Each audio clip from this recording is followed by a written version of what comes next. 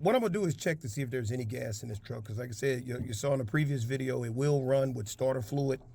So I am like hoping like heck my problems are simple and the sending unit float is just stuck.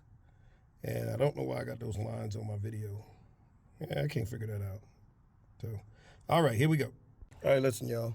It don't matter what the hell I work on, whether it's a car or a cantaloupe, I'm always gonna have one screw that don't want to cooperate as intended. Had to take that one off. Some damn vice grips. So let's get these wires out the way, which are probably brittle as hell.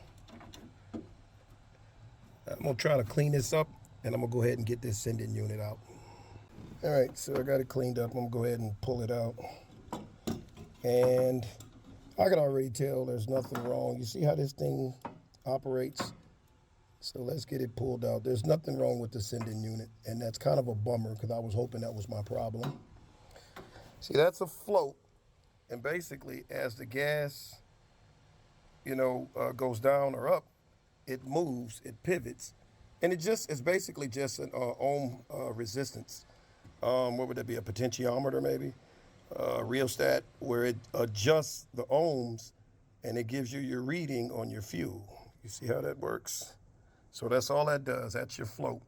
So I do not have a bad sending unit, and I clearly have gas in there.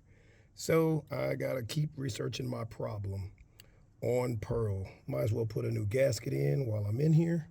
I'll get all this cleaned up and that'll be that. So we're gonna have to just continue to trace this problem. A better view of how that works. So you got a limit on the full mark and then a limit on the empty mark. And that thing just floats up and down with the gas level. So I got a good sending unit because there is gas in there.